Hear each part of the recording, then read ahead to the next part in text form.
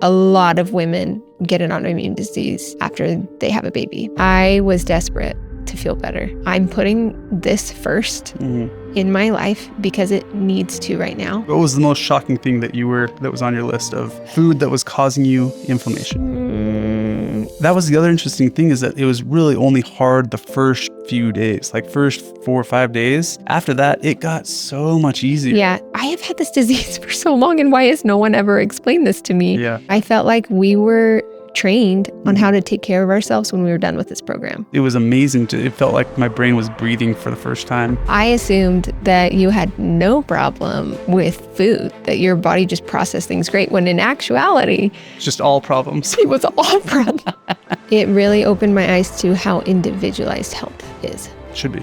Big question is, when you first start, how long are you like removing everything, and what are you removing? Well,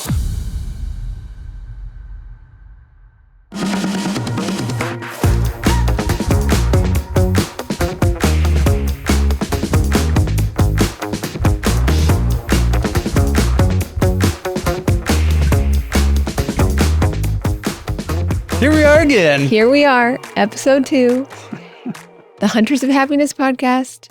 It's still like so exciting. Maybe we'll get used to it eventually. But Yeah. this week we have a really exciting topic. It's just us again. We do have like a bunch of interviews scheduled now. We swear we And have I'm people. so excited.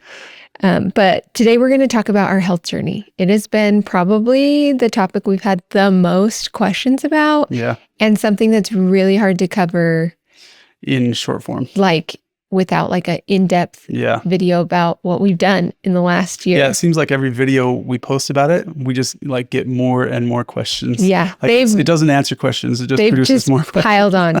But something really cool that I realized today is February 19th. We started our health journey on February 19th, Oh, 2025. that's right. It is the 1-year anniversary from day one, which is like amazing. Amazing. But first, the rundown. What's going on this week? Well, we're in Puppy Town. Yeah. It's good. It's a good time. We've got all those puppies. They are walking. They're walking, eyes are open. Eating puppy food with milk, and They're so cute. so cute. Oh, I'm more and more in love with them. It's a problem. I feel like it's going to be really hard. When they all go. Yeah. Yeah. At least for me, I'm not the one that they're in my house and I'm cleaning them 24/7, taking care of them. I just get to pop in and play with them and see them. And okay, what else this week? Rundown. We had Valentine's Day this last week. That's true. And it was really fun to watch the girls. They in their little school, they have their own. Yeah. They have it's like an old school type of. Everybody kind of everybody asked gets their somebody to be their Valentines. Valentine. Yeah. And our girls were either asked or asked somebody, and it was really cute. They were very excited about it. It was fun. And it was kind of special for me as a parent to see them I don't know. They were just so cute and brave, and it was amazing. Yeah. And coaching hockey. Oh, that's right. Scott's coaching. It's amazing.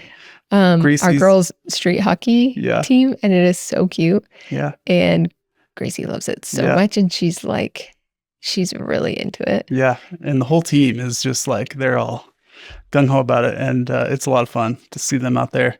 And Did you play hockey? no, I believe that I would have been good at hockey, but I never really played it. That's also what happens around the Olympics. We're like, I would be an we excellent. could be really good at that. If we excellent would have speed put skater. energy into that, we could have been really good at that. I was rollerblader. Except for ice skating. I don't know. We went ice skating on Valentine's Day with our girls. And every time I go ice skating, I'm reminded of how hard everything ice skaters do truly is, because I don't feel like I'm uncoordinated, but I can't even stand up out there. And they're flipping and doing circles and all kinds of stuff.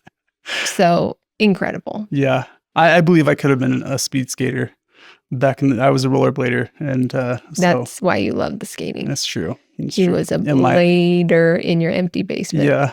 Okay, let's get into it. The health journey. We've had a lot of questions. Was it miserable? Did we cheat? Is it doable for anyone? Are we still doing it? What did the kids do? Like So many questions. so many questions. And they're all valid because it was not like a simple, it was a lot of effort. It was a lot of work. And it was all worth it. Absolutely. No, it's been, I think it's been life-changing for us. And that's why I actually feel bad because like, I can't stop talking about it. And I mean, literally yesterday I went to a business lunch and You had to eat, I had order gluten-free. had to order gluten-free. And they were like, oh, well, celiac, when did you find out? And I said about a year ago and I started explaining and like, can't stop. I can't stop talking about And it. then you talk about I'm all there of trying it. to talk about business. I can't do it. Can't do it. You end Health up journey. health journey. No, I think this actually fits really well into like even our topic of finding happiness, because for me personally, doing this health journey has incredibly influenced my personal happiness. Yeah. Like being able to heal my body, be healthy, Well, you function. have been on the journey, we say since last year. Yeah. It's really, there's been a lot of progress since last year, but you've been on the journey since I got diagnosed 6 years, with 7 Graves' years. disease. Yeah. Yeah. So that leads into like why we got started. And so after I had my first, Lila, I got diagnosed with Graves' disease right before I got pregnant with my second. And we talked a little about that last episode. But Graves' disease is an autoimmune disease that targets your thyroid, and it's the opposite of Hashimoto's. Hashimoto's is a lot more, like a lot of people have Hashimoto's. Hashimoto's makes you hypothyroid, and Graves' disease makes you hyperthyroid. And there were actually a lot of symptoms postpartum, but because I was with postpartum, I did not notice them at all. And because, I mean, I was tired. Well, there's overlap between postpartum and everything. So. But that's something that's interesting with autoimmune is that a lot, especially for women, it's often triggered by like an event or like that's either stressful or hard on your body. And so a lot of women get an autoimmune disease after they have a baby because it's like triggered by the crazy event of everything your body's gone through with pregnancy and delivery. And so that's when it was triggered for me. I do think I had underlying other signs of inflammation and autoimmune that weren't manifest fully maybe, but I think I had some things before I gave birth and it was fully triggered by birth. But so if you have any of these symptoms, you can go get checked out by a doctor. Go sooner. But I had racing heart rate. Yeah. So high. I mean, I remember it being so high that I couldn't fall asleep if I was laying on my side because I could hear it in my ear and I couldn't fall asleep. It was almost like snoring where it's like rhythmic and it was so fast and so loud and I could only fall asleep if I was laying on my back.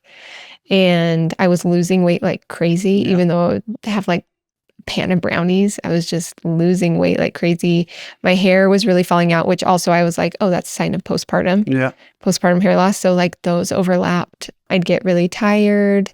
I had joint pain, high blood pressure, all kinds of fun things that go along. Which we need to put a big caveat here. Like we're sharing our personal health journey and our experience, but we are not doctors. Surprise. Surprise. We're not doctors at all. No, we're not doctors. You can talk to doctors for anything. Yes. Yes. Talk to a doctor. You know, you can take from our experience, but don't just do things because we did them. You know, it's everyone's body. And I think that's something we learned maybe the most is how individualized healthcare should be. And that's, I feel like what we finally got. A lot of times, all these different health doctors that you go to and everything, they easily you're put into a box because you're put into the box of what they specialize in. Yeah. And then your problem doesn't fit inside their box. Yeah. And so it doesn't get fixed. Yep. And I think I had been struggling with all those symptoms with Graves' disease. I ended up when you have Graves' disease, usually your endocrinologist right away is like, you need to have your thyroid removed. And that's it. I was told I was incurable completely. There was nothing that I could do. And the only option was to get my thyroid removed. Yeah. And that was terrifying. Yeah, well, explain why that's terrifying in case people don't know. So because they take your thyroid Because I out. didn't know. I was like, that's what you're supposed to do. I mean, Yeah. I think that's the only thing. Yeah. So it's terrifying, one, because you have to have surgery. Two, they're taking out an organ of your body. And I would have had a scar across my neck. Yeah, because the thyroid, it's like a butterfly on your neck. It's Right. like So, and it controls all your hormones. Yeah. So, I mean, I'm not a doctor, but that's how I've been explained it. But yeah, so I would have had a nice scar, which, I mean, doesn't really matter, but didn't want really. And then two, you are prescribed a hormone replacement because you've taken your thyroid out, and you have to be on that the rest of your life. And if somehow you didn't have access to it for a longer period of time, like, you could die. Like, you will then be dependent on medication for the rest of your life. Yeah. So it was hard to like just be told that overnight, be like, you're going to be on meds for the rest of your life. You have an incurable disease. And that's why you feel horrible. Yeah. And I'm actually so grateful that I got pregnant with Gracie, prepping for the surgery to have it removed, because that's what stopped me having surgery. Like, I was going to do the surgery because I wanted a baby. And so I just was like, if that's what I do, that's what I do. But because I was pregnant with her, I couldn't get the surgery unless it was an absolute emergency. And my body went into remission spontaneously. Oftentimes pregnancy hormones can like affect and change your hormones. So my thyroid went back to normal most of my pregnancy. And then at the very end, my Graves' disease came back, but she was fully developed. It was like 30, I think at like 34, 36 weeks. They were like, oh, because I was getting my thyroid checked every week. Right. Love the blood test. I'm gotten used to it. Yeah, you really have gained some ground on that. When I first got my blood drawn, first time ever, I was with my mom. I was in high school, and we were worried about something going on, or maybe it was college. I don't know. I can't remember. But I went, and it was like a little nurse in training assistant she was like, is that okay? Like, I'm a CNA in training. I'm like, sure. I really didn't feel like I was nervous, but all of a sudden the room just, and I wasn't even looking at it, but and then I woke up in another room and my mom said it was horrible. They were like, I was unconscious, and they were like dragging me down the hallway.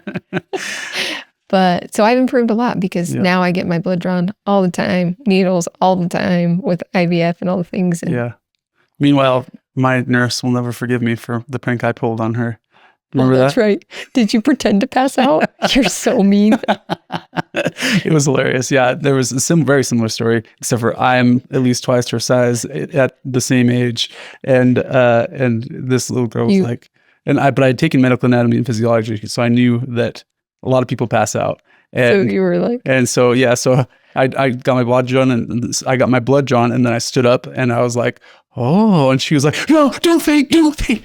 I was like, I'm just messing with you. And she's like, don't do that. It was hilarious. Sorry. Scott loves to do things like that. He does things like that to me all the time. But so we're still getting to how we started this. Oh, shoot. Yeah. We're here all day. No, so I had been trying, after I had Grace, my Graves' disease came back, and I had made a few friends online who had Graves' disease. And I was asking them, have you had your thyroid out? My one friend, Christine, specifically, she was trying her own holistic stuff. Even though she had had her thyroid out, she still wasn't feeling better afterwards, and was like, if I could go back, I would have tried more things before I got it out. And I wouldn't have just done it because everyone told me to. It's a really big decision. And there's a big part of you that doesn't feel the same after you have it out. It takes a long time to try to balance your hormones with artificial hormones and feel okay. And honestly, shout out to Christine. It was her that made me like give pause and was like, I want to look into all the options and make a really, good decision for me and my health.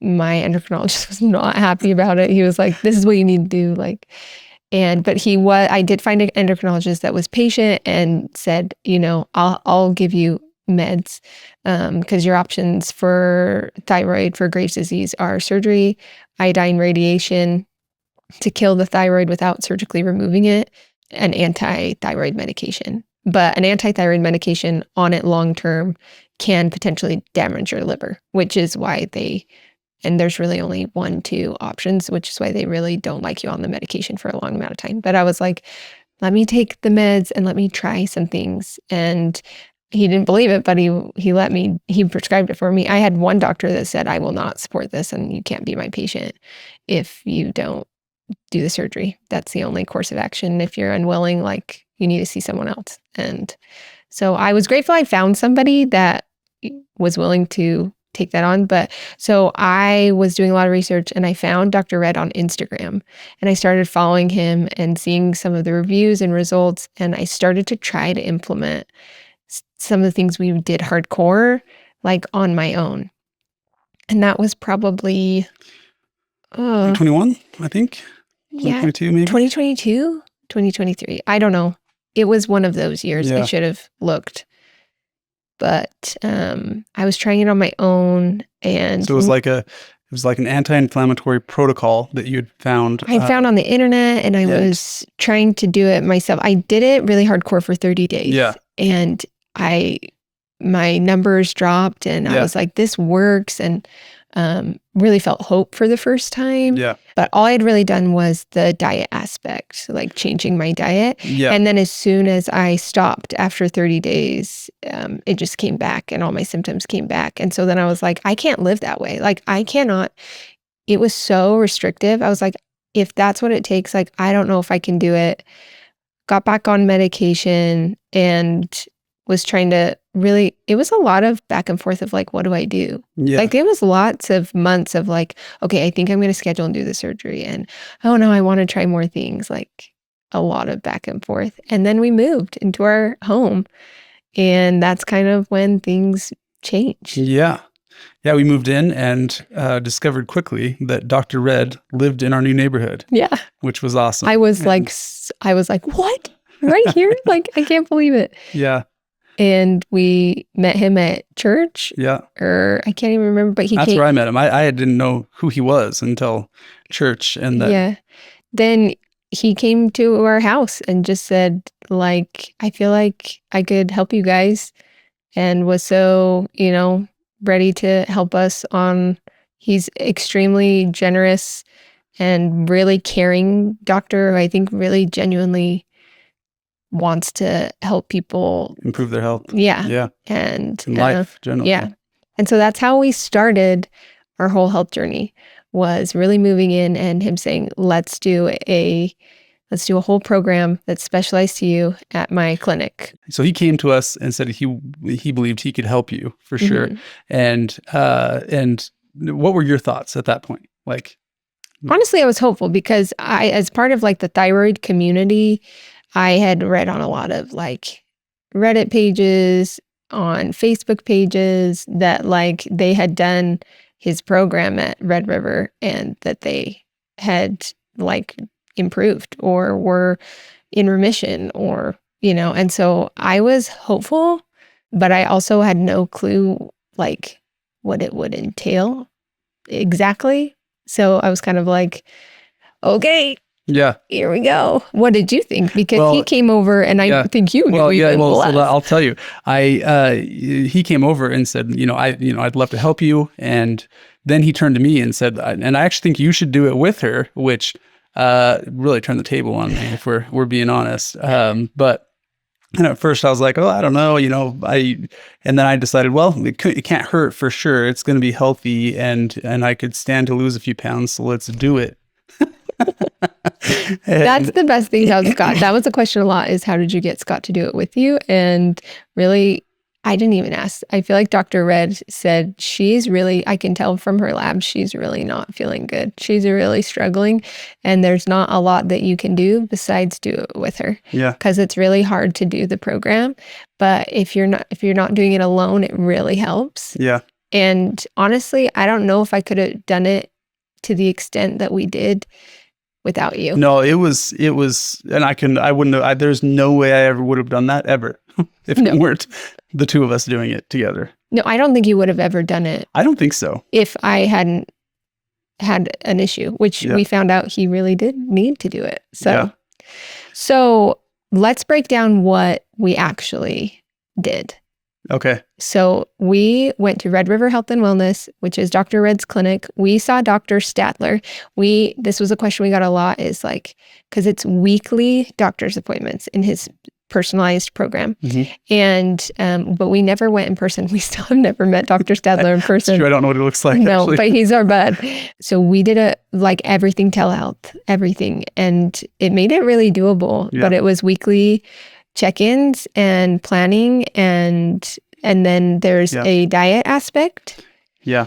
But maybe we back up. So the first step is that they do a full analysis, which includes a panel, which is so much blood work. I went and did the blood work, and it was taking a long time, and I was kind of in a hurry to get back to a meeting. And so I went up to the desk and I was like, "Hey, did you guys forget about me or like whatever?" And they're like, "No, it's just a lot of tests." I can't remember how many it was, but I think it was 16 or 21. I can't remember either, but I know that the phlebotomist was like, "I've never taken this many tests at one time or this many blood draws." So it literally, which is awesome, because then it's starting with a holistic view. Yeah. Like they're literally looking at all the everything. tests, everything, all your levels of all the different hormones, whatever is going on in your blood, and can be seen with blood. Effectively, you start with that. And that's a great that we got all the blood tests, and then we had an initial meeting to go over them and to go over what was abnormal, what wasn't, and where we wanted to target. And then based off the blood work is how they determined how long our program needed to be. And so, because I know other friends who have gone to them and their blood work's not as far off as ours was, and their program was more like 3 months. But we had a 6 month that kind of turned into a 7 month program with them. And then another one of those tests, I guess, is the food test, the IgG test. Yes, it is a food sensitivity test that goes off of your DNA. I think it's off your blood. It's antigens in your blood. Oh, that's right. So, but incredibly helpful. Yeah. It gives you a food sensitivity. It's a food sensitivity test with blood. And it gives you which foods you were the most sensitive to on a scale of 1 to 4. 1 to 4. Yeah. And that was really eye-opening. I think something that was really eye-opening about it for me is that I had tried the anti-inflammatory diet, right? And it had worked, but there were a bunch of things on my food sensitivity test that are inside the anti-inflammatory diet. Yeah. So like it showed that I was highly reactive to almonds, and bananas was on my list. And that certain things that are considered anti-inflammatory and generally okay if we were to just do the anti-inflammatory diet on your own, but then that we got to go, oh, we also need to avoid those in your period where you're full anti-inflammatory, so you're not getting any inflammation at all. So I felt like that was super helpful. And it was really great to have those labs, because one thing that I really appreciated, and it was interesting, we got a lot of feedback of like, honestly, like, he's not a real doctor. Yeah. This is kooky. You need to be careful. And like, everything was so scientifically focused. Yeah. There wasn't anything that ever felt kooky at all. Like, I wasn't given any medication. I wasn't prescribed anything. All I was prescribed was, this is how you should eat, and when, and how, and this is how you should work out. And here are some supplements here are some supplements to take as well. Yeah. I mean, that was it. And they kept me on my thyroid medication. Like they wanted to, everything was like, no, we're working in partnership. Like we don't, we want to help try to heal your body, but you can't just go off a thyroid med. Like your body needs that. We don't want your thyroid too high. All just felt like, I don't know how that could like harm you. Yeah. Do you know what I mean? That's why I think it was shocking to us, the response that we got from a lot of people. I had the same response from my doctors for because I have nasal issues, and they kind of said like, oh, we don't know about that. Just be careful. And I do think that it makes sense, because there are a lot of holistic doctors that aren't so scientifically focused, and it's not as regulated as a, like MD standard, or DO. And so I can understand where the apprehension is, but they know their stuff there. I mean, everything was so like, oh, well, just everything based off of your lab, so much blood work. Yeah.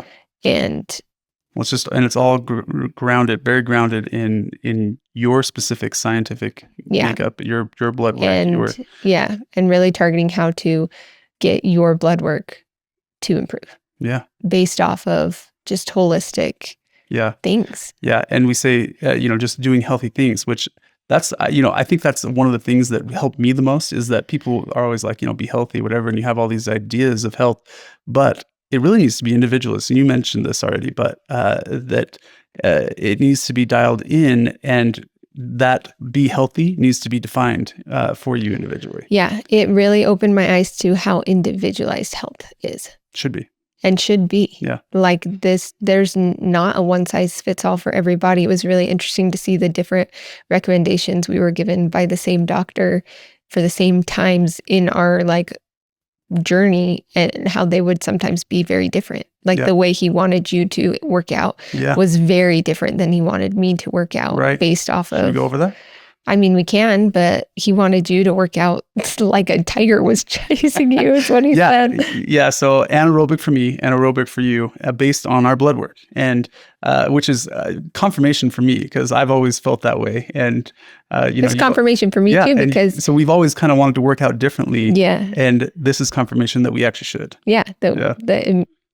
That's what our bodies need and want. Yeah. And I was working, I wanted to improve my health. So I was working out so hard. I was doing high intensity interval training. I was doing really intense classes, high fit. I was doing really intense high fit, getting my heart rate really high. And then I did long distance running before that. I thought in my mind that to make myself more healthy, I had to push my body more. And my Dr. Sadler was like, for your body, that is not You're causing more inflammation. Yeah, you are causing more inflammation, and you need, that's too much for your body. Right. You got to listen to your body a little bit more. And we can get back to where your body can do that once we get you healed, but you can't do that right now. Yeah. And it was very validating. So what was the most shocking thing that was on your list of food that was causing you inflammation?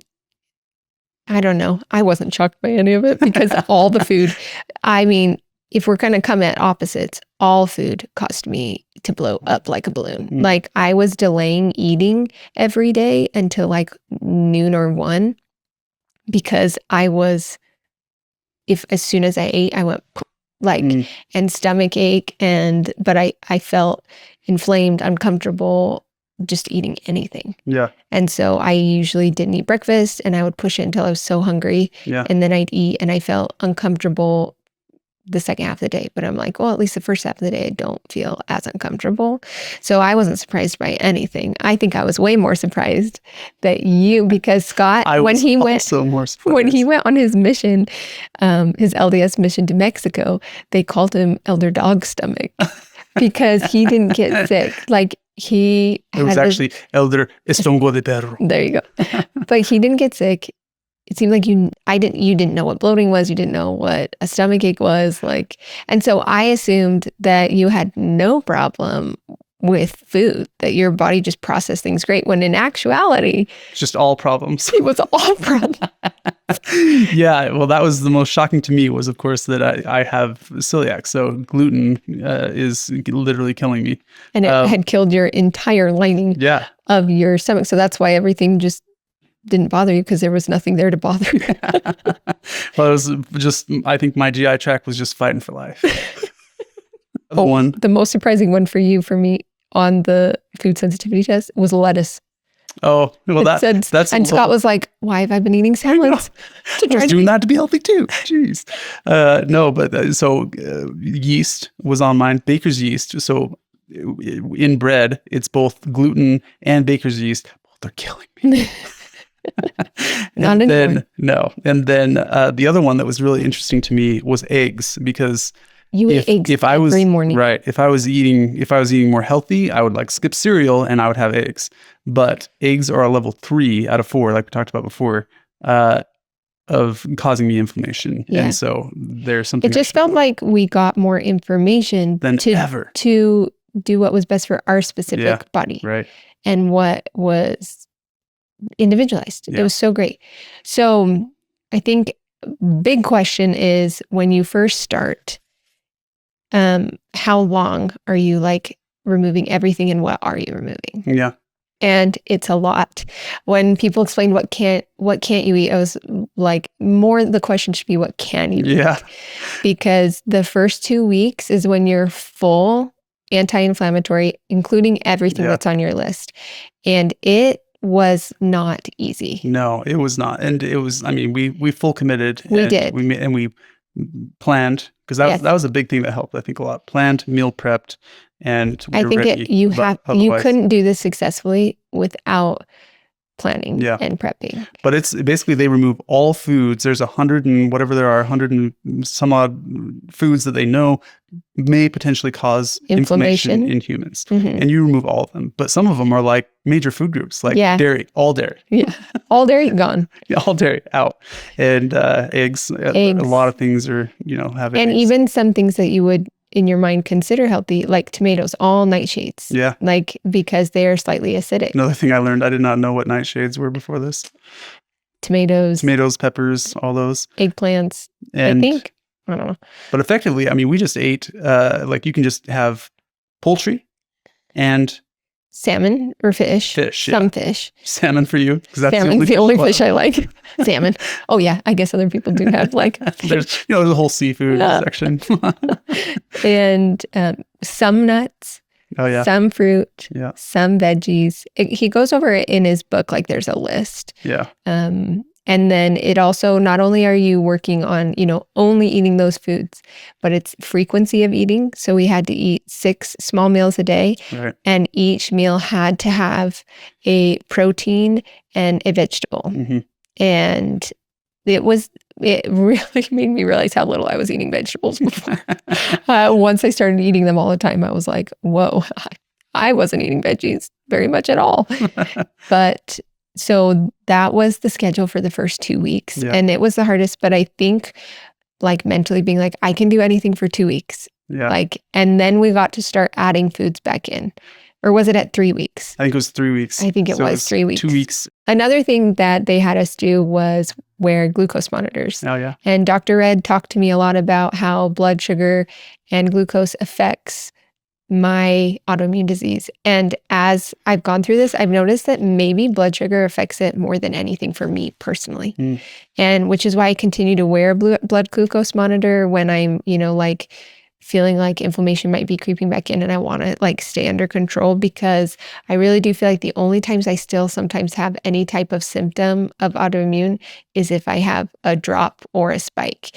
And basically because of how I think he said it as that I was like, my problems and the way I was reacting to them were natural, but they were causing more problems for me because I was so inflamed by any food, I would delay eating, but that means my blood sugar would drop and then I would finally wait to eat in the afternoon. So then it would spike. Yeah. And my blood sugar was going like this, and which was going to increase my inflammation, increase all of my symptoms of Graves' disease. Yeah. And so we both wore a glucose monitor. I found it extremely helpful. Yeah. You can just order them on Amazon. You don't have to have insurance. They just hook up to an app.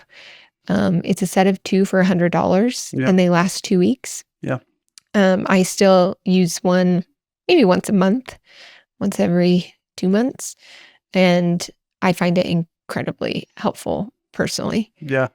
I find it more interesting than anything else. It's really interesting to see the foods. I definitely think it was really helpful at the beginning too. Oh yeah. Because everyone's body is also individualized to what spikes their blood sugar. Yeah. That was the most interesting to me is because like even between us, I mean it's different. We would eat fruit and fruit didn't really spike it that much for me. Except for pineapple. For me. Well, was like or you had a banana by itself and it was like, that's right. Yeah. Whereas it didn't for me. But if I have carbs without pairing it with a protein, it like skyrockets. Yeah. So I really feel like I learned personally for my own health, the type of pairings I need to be eating just to make more healthy decisions. Like it's not hard now when I go to grab some chips to grab a stick of, beef jerky to pair it with.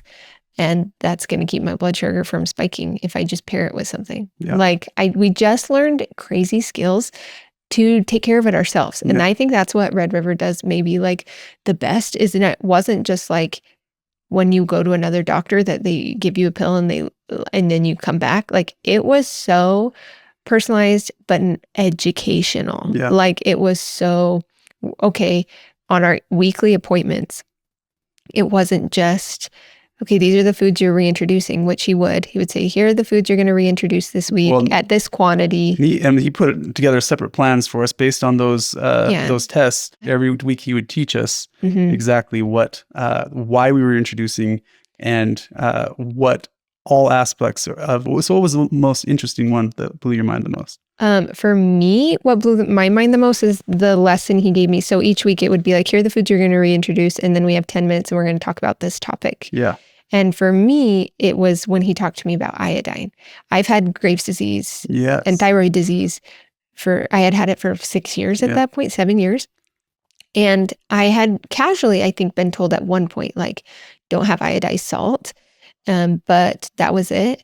And he went in depth onto why I shouldn't have iodized salt and what it does and why it causes such problems for me because of the antibodies, and literally like showed me that iodine is part of the thyroid, like at a chemical level. And so my body gets confused and thinks it's a thyroid hormone. Don't quote me because not doctors. Yeah, not doctors.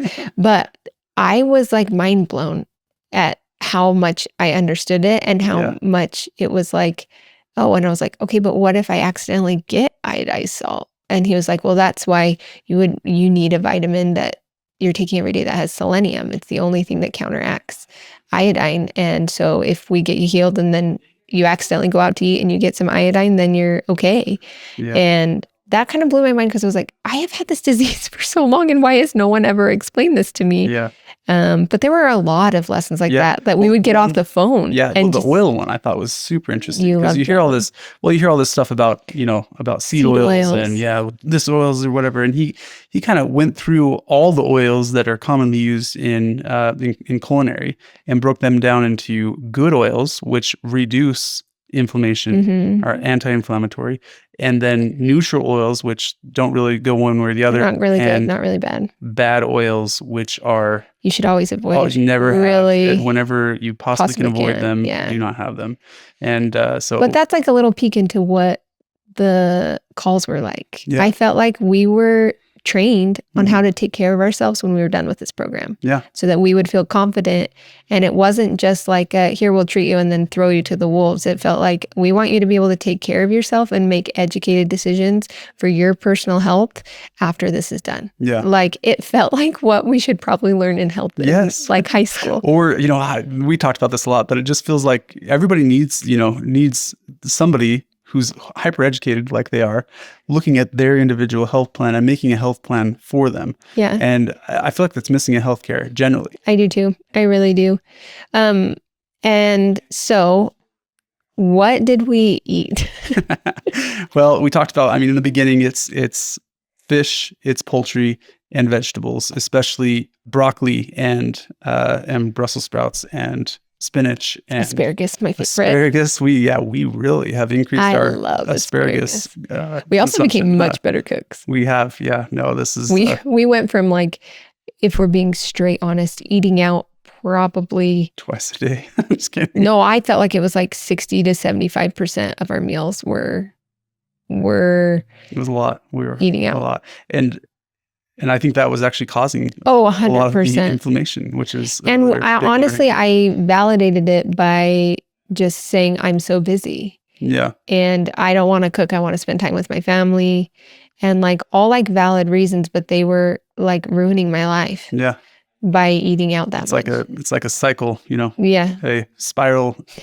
terrible cycle where you're too busy, so you exactly. So you eat out, and you eating out causes you more health, which makes you feel like you don't want to cook, so you eat out more. Yeah. You see what I'm saying? Yes. Terrible cycle. Totally. But I feel like one of the biggest questions we got was what we ate for breakfast if you can't have eggs. Yeah. And I do think breakfast was the hardest for us to figure out. Yeah. And there are a lot of recipes in his book. And I think a lot of people might like eating different foods more often than we do. But we kind of like finding what we like, and like that's what we eat. I don't know. We pretty much ate either smoothies Yeah. or Scott came up with this ground turkey, spinach, mushroom thing together. Sometimes I would add sweet potatoes, like roasted sweet potatoes in it. Scott calls it Turkey smash. Yeah, and it's kind of a go-to at this point. Yeah, we make it in bulk. Yeah, I'll make it twice a week, once or twice a week, and then it lasts. And then we just reheat it in the morning. Just reheat it in the morning, and it lasts. It's really good. And it's heavy protein. We get spinach, we get mushrooms, and some onion, and we'll sometimes pair it with a protein shake. Yeah. Now, but back then, no. And but we ate a lot of smoothies. Yeah. And everything. Honestly, a lot of just whole foods. Yeah. And just way more produce than we were doing. Way more produce, which meant getting groceries a lot more because you're going through fresh stuff. And berries. All the time. Lots of berries, apples, oranges, all the different veggies. And there's actually a lot of options. Like, I mean, and maybe it's because they cut you to nothing. And so then you're so you have to search around. And and then when you start adding things in, you're like, oh, the whole world is open to me. And we felt that way actually because we were so strict that then now that we've come off of it, I'll get like kind of like, oh, I haven't been doing as well. And then I look retroactively and I'm like, okay, I was probably at a 0 as far as like taking care of my body with the food I was eating. And then I shot to 100. Yeah. And now I've dropped down to like 80 in like perfection of eating. And I get mad at myself, but I'm like, that's still 80% still better. A lot better than it was. Yeah, totally. So a lot of questions on what our kids did. And I feel like, what do you feel like the kids did?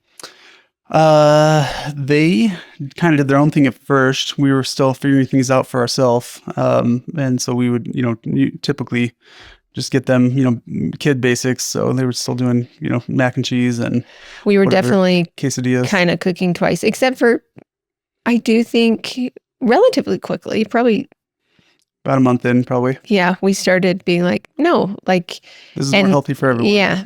And instead we would like pair it. So we'd make what we were going to eat, like chicken and veggies and roasted potatoes. And then we'd add in something that they could eat. Like they could have bread on top of it and have mac and cheese or extras that, so it was more, I think at about that point is when we started all eating that way. And they had more on top of what we had. Yeah. And we could be like, things that we weren't eating, they would add in, or a side of, this or that, or ketchup or tomato. I think at the beginning, sauces was the hardest thing for me because there are like no sauces. Well, you came up with your tangy green sauce that I love. Yeah. So I think with the kids, it's interesting because we didn't make them do any of it.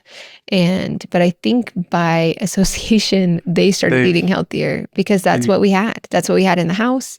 We stopped buying, and the better we felt, we realized how much it was probably impacting them too, especially as they're growing, and just started taking out a lot of things out of the house. I think the only thing Gracie is still mad about is that I took out sugary ketchup out of the house. She still gets so mad at me. I want the real good ketchup. And I'm like, when you go out to eat, you can have that ketchup, but I'm not going to have it in my house anymore. I just feel like we've just kind of streamlined our house and that's what's available to them. And so that's what they eat. Yeah. And especially Lila, she just eats so well and she loves all the veggies. She will have piles of asparagus now. And it's also opened them to just trying so many things that they weren't before. Yeah. And for me, my taste buds changed drastically. Yeah. Well, and it was a challenge, getting them to eat, I think was probably even harder than getting us to eat, getting them to eat more healthy. And this is probably normal for everyone, but getting them to eat more healthy was probably harder than getting us to eat more healthy. Oh, no doubt. Well, especially for picky eaters, which we have one of those. How did we handle doing it with life so busy? That was a big question. And that was probably my biggest concern was like, I already feel like I'm drowning. How am I going to do this? Mm-hmm. But I actually think it taught me a lot about what you're capable of when you just draw a line in the sand and say, I'm putting this first in my life because it needs to right now. I can't live this way anymore. I need to feel better. Yeah. And this is going to be my first priority. Yeah. And we both did that. Yeah. And because it became first priority and we definitely did spend more time on food prep and 100%. things like that. But with meal prep, we did a lot of meal prep where it would, last for a lot longer. Yeah, we did a lot on Sundays. Yeah.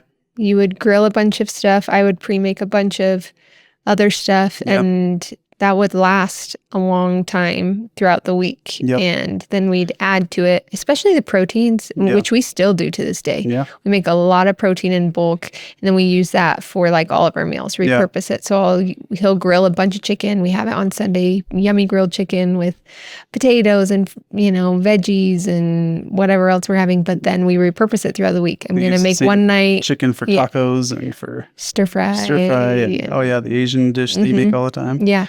Yeah. So we'll just use it in other recipes, but not have to cook the protein. And it makes the meals much more like doable. It doesn't seem to make, totally. Yeah. And I feel like we were dedicated. When I realized like, I'm so proud of myself for how much work I've put in to never cheat was when I went up to Idaho to do the giving build. I had reintroduced very few things. I was very limited on what I could eat still. And I was very scared because we were going to be near pretty much no stores. And I wasn't staying somewhere where I had a place that I could cook. And I had a huge cooler. And I pre-made all my meals for the whole week that we were going to be doing the giving build. I think people thought I was absolutely cuckoo. I still don't care.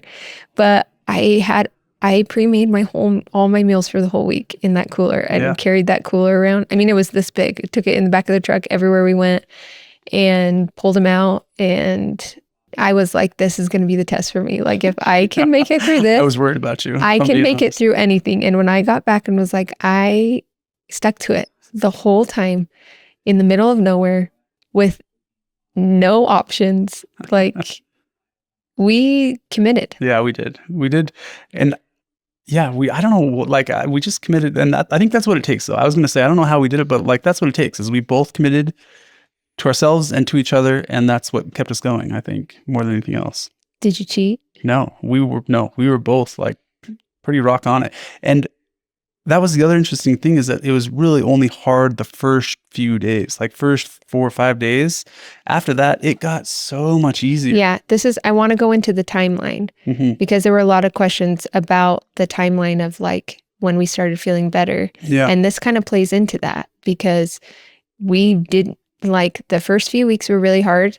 And I had some withdrawal symptoms. Yeah, sugar withdrawal the first week is really what I was talking about. And my body adjusting to eating so many veggies was, for me, interesting.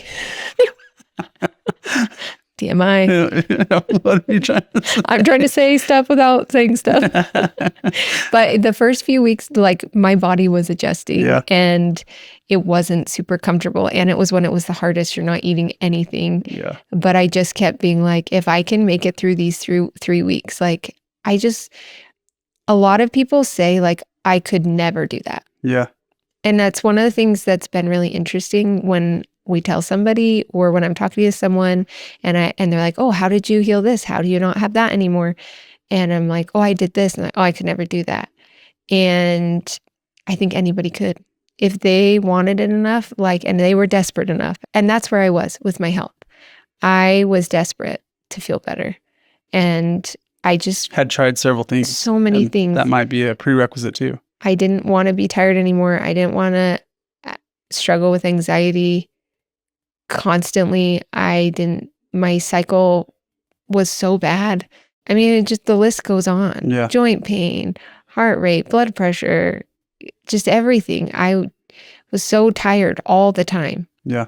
And I feel like I just wanted it enough. I don't know, how did you do it when you Yeah. didn't have that? Well, I did it. I mean, I did it for you initially, but I did have that. That's what I didn't realize at the time is that, I had my own symptoms, which, I was tired all the time. I had joint pain as well, but I was like, oh, I'm just getting older. This must just be getting older. And I was pretty depressed about it, but I was like, this is life, I guess, whatever, but yeah, within weeks of doing the program, I realized that those are not normal, that it was not all related to just getting older. So for you, it was almost doing the program that lighted the fire to keep doing the program. To keep going. Yes, Because absolutely. I remember I don't know how many weeks it was when you got into bed one night and you rolled over and were just like, I have been functioning at such a low percentage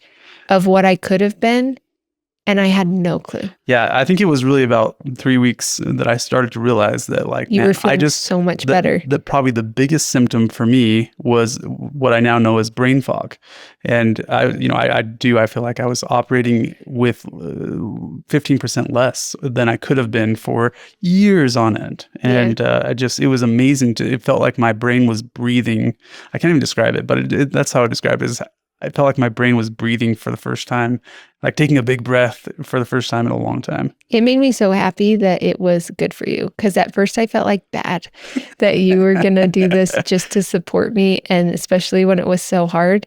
But as soon as, like, I remember that night being like this is going to improve his life as much as it's improving mine. And that made me really happy that, like, it got to improve it for you, too, and not just me.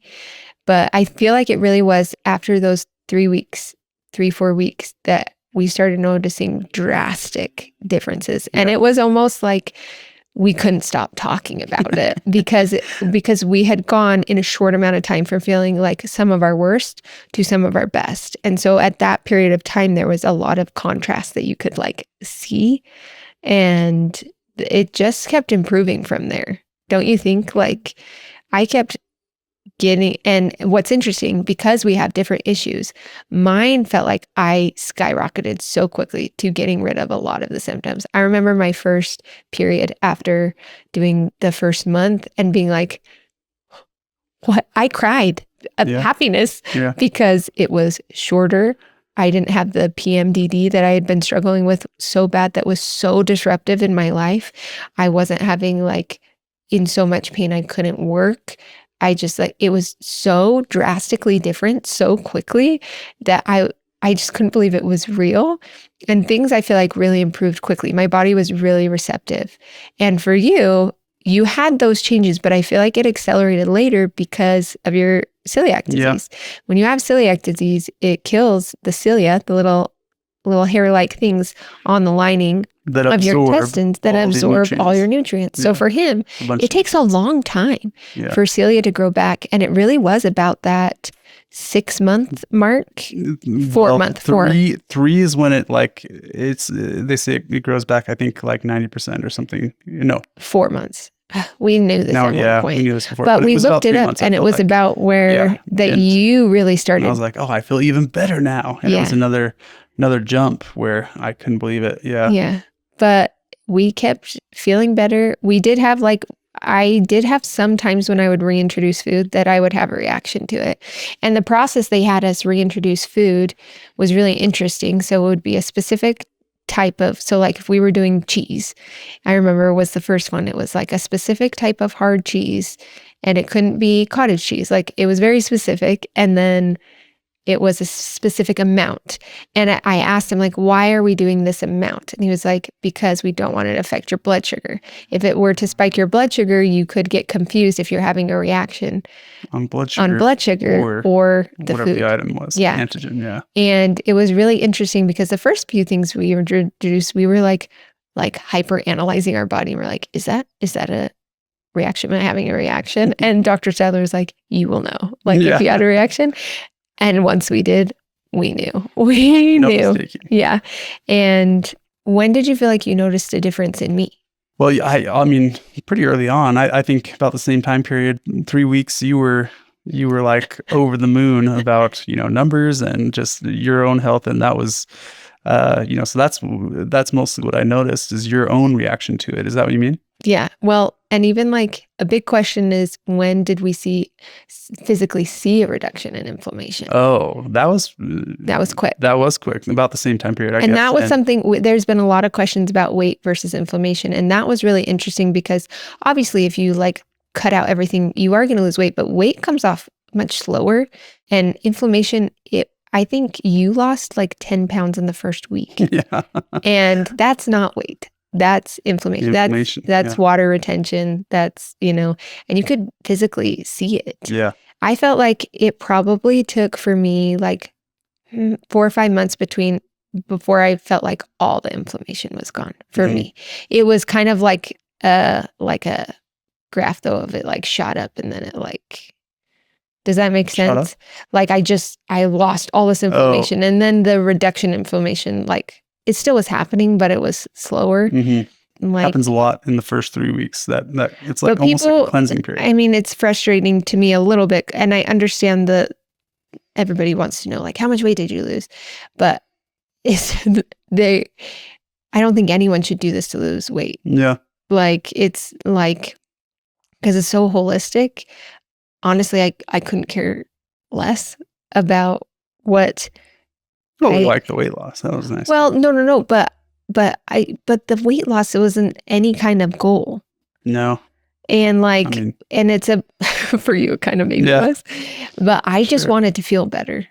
And I feel like most of the weight I lost was inflammation. Yeah, I agree. Like, I wish that I could know. Yeah. But for me, I lost between 25 and 30 pounds. Yeah. And for you, how much weight? About the same. Yeah.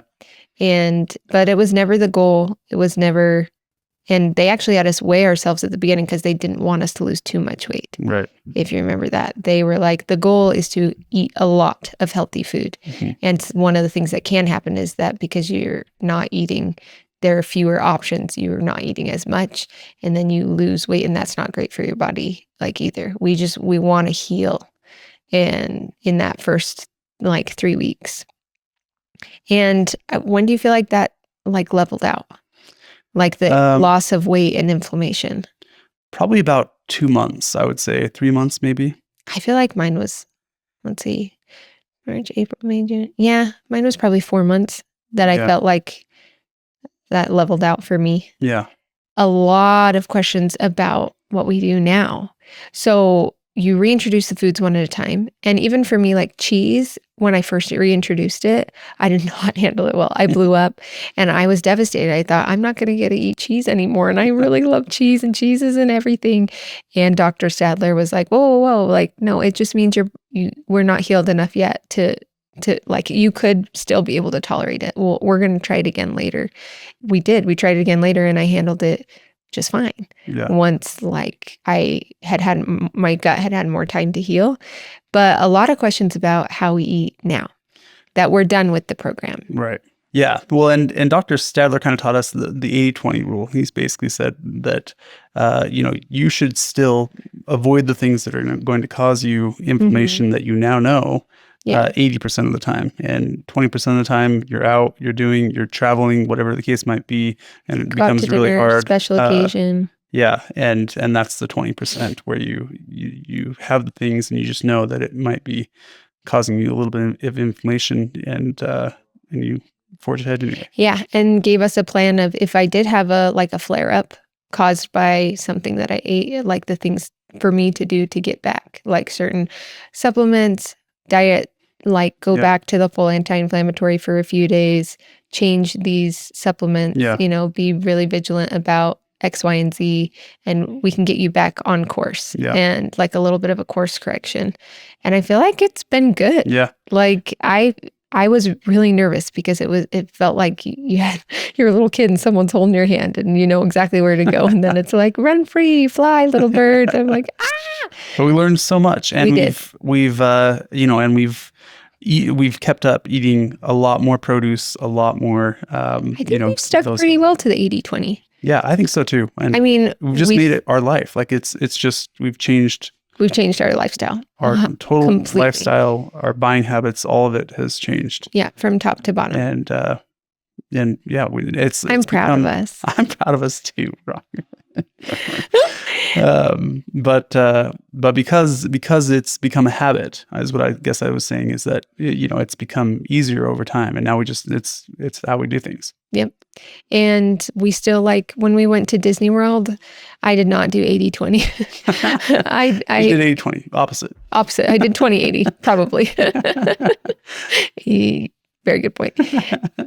And I think the thing that was mind-blowing for me is I had, been really strict, and then to get to the point that I was like, okay, I remember I went to Disneyland with my mom, and we had like just finished the program, and I was like, I think I'm going to have a churro. And I was like, and they said, no, we want to heal you in a way that you can live in this world. You can have those things and they don't affect you like they were before, and that your body can handle those things. And I remember like it blowing my mind that I ate like things that used to just make me so, like, I would eat it because I wanted to, but I would have such a stomach ache, or I'd get like so bloated. And because my body was healed, it just handles it. It felt like, when you're like a 14-year-old and you can eat whatever crap you want to and it doesn't affect you at all. That's what it felt like. Like I was like, it's healed. Like my gut can handle this and process it like it's supposed to. Yeah. And it's awesome.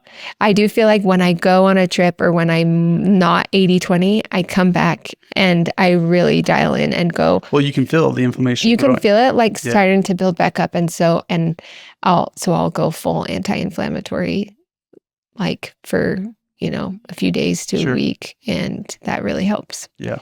What were the biggest changes for you personally? How it makes you feel? Well, I mean, I feel much better, I would say. Just generally, the biggest thing is the brain fog thing. I feel like I have way less headaches, which I think might have been, associated both with gluten and celiac and that, as well as sugar. We were having a lot more sugar before. But I just feel mentally much better. Mm-hmm. Like, not even like emotionally. All your blood work's better. I felt fine most of the time, but you were pre-diabetic. You're not anymore.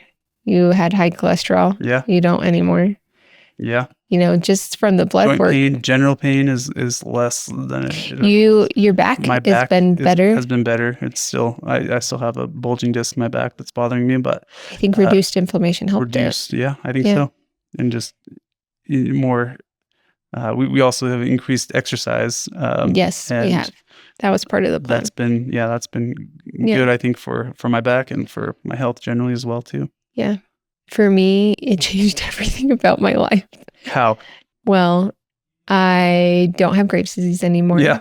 In remission. I'm in remission from Graves' disease. I have been completely off. They weaned me off my medication at about 5 months into the program because my thyroid was dropping too low, because my thyroid on its own was normalizing. And then I was taking a medication that was pushing my thyroid lower. Mm-hmm. And so we weaned off of that. I remember sitting and getting like the blood results popping up actually when we were in church one Sunday. And I had been really anxious because I had been off the off the thyroid medication for like a month. Mm-hmm. And that's the first time I'd been off of it like that in years. And I was so worried that it was going to come back, that it had gone up. Yeah. And that all of the work we had been putting in wasn't going to do it, Yeah.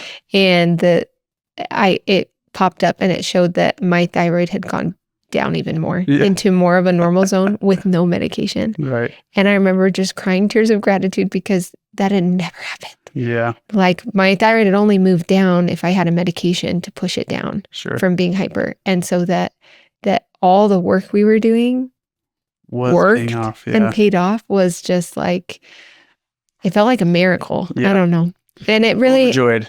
And it's felt like a miracle for me because all of the things associated with Graves' disease are now gone. I struggled with anxiety pretty intensely since I got diagnosed with Graves' disease. They kind of go hand in hand because you have an elevated heart rate. So it makes you much more likely to be anxious, but I spent a lot of my daily energy trying to control my anxious thoughts. Mhm. I feel like I don't do that anymore.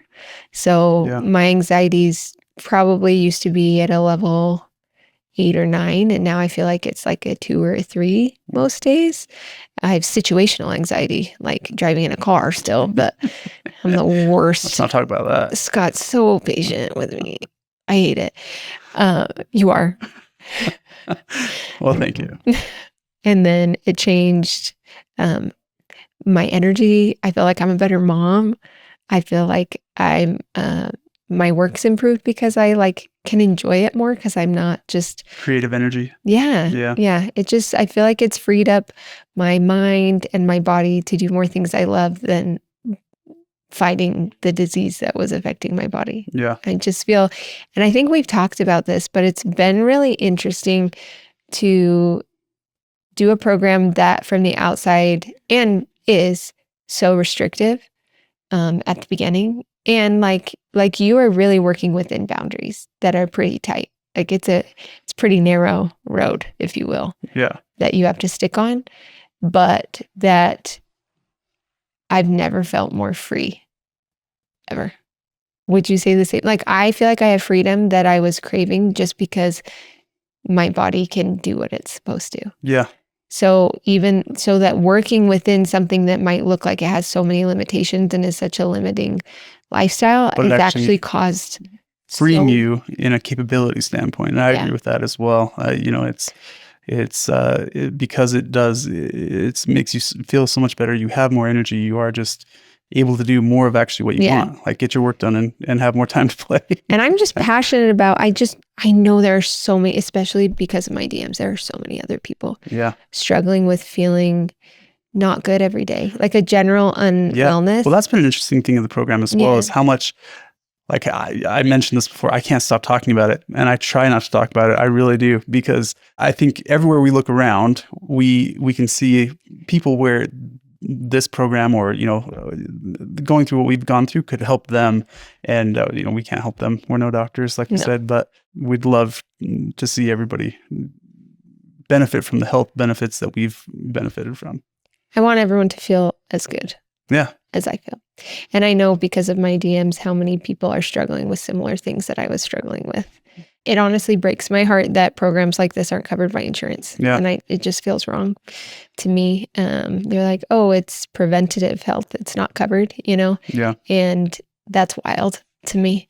It's the first thing that actually I'm not on any medication. All my levels are normal, but they would have covered a surgery and lifelong medication Yeah. for me. And that just doesn't feel right.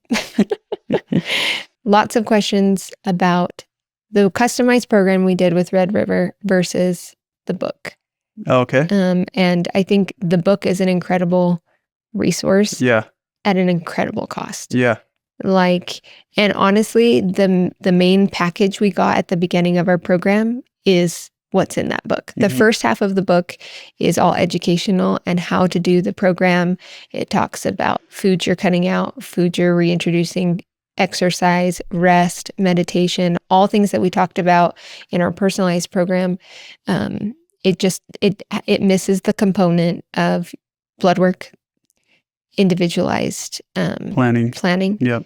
and the one-on-one doctor's appointments Right. every week. And so a lot of And those questions were a big help. they for were sure. a lot of questions on like, is it worth it to try the book? So you kind of did it with not that book, but with a different plan. And it was definitely helpful. And, you learned a lot from it. So like, if you're wondering, especially if you're wondering, like, am I having inflammation issues? Yeah. Definitely try it. Yeah. And I think the book is the greatest resource that you could probably get besides to going there. yeah. And so it's just, Yes, it's worth it. it's worth it. And it's worth the work. I mean, it's going to be a little bit harder to learn, figure out your own stuff from the book, but it's worth that work too. Yeah. Yeah. And now to close, I'm grateful. I'm grateful that we got the opportunity to do this. Yeah. Well, I'm grateful that I did it with you. I'm grateful you did too. Like I said, I always say that she Uno reversed me because I was pretty sure she had celiac disease because her dad has celiac disease and she was having. And I had all the stomach issues. Yeah, and to this day, pretty early on, at first I did feel like, how did this happen? I can't believe this. But I'm very grateful that I learned it and that that we feel so much healthier. And just I couldn't have imagined being here, a year and a half ago. Yeah.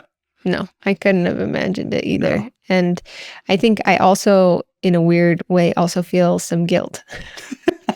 Because You should. No, I'm just kidding. No, because after experiencing the personal change in my health, I feel guilty. Not everyone can do this. Like, if that makes sense. Like, I want this for everybody. Yeah. And I just want everyone to have the access to that. And I know that there's a lot of things out there that are trying to get there. And the book's the first stepping stone, but there aren't enough Dr. Sadlers in the world. Yeah. Talk to everybody. But that's our personal health journey. Yeah. We'll still be on it. We'll be on it. The journey goes on, for sure. I'm sure on and on. There'll be ups and downs, but we're committed. In 2025, we made a quantum leap, and that is true. It's been amazing, and it's worth it. So if you need the motivation to dive in, do it. You can do anything. Make your dreams come true. You know the Shia LaBeouf. Yeah, I know the Shia LaBeouf one. No, I jump in, do it. Anyone can do anything for any given amount of time. I think that really helped me. Yeah. Is that it Tell yourself like, that as often as you need to. Yeah. I can do this for 2 more days. I can do this for a month. And honestly, like we said we could do this for 1 month, like with the reintroduction. And then once we got to that point, it was so much easier because we felt so much better. Yeah. I didn't even want any of that other stuff anymore because my health had improved so much. That gave me all the motivation and drive that I needed. So it's really those first few weeks committing. Yes.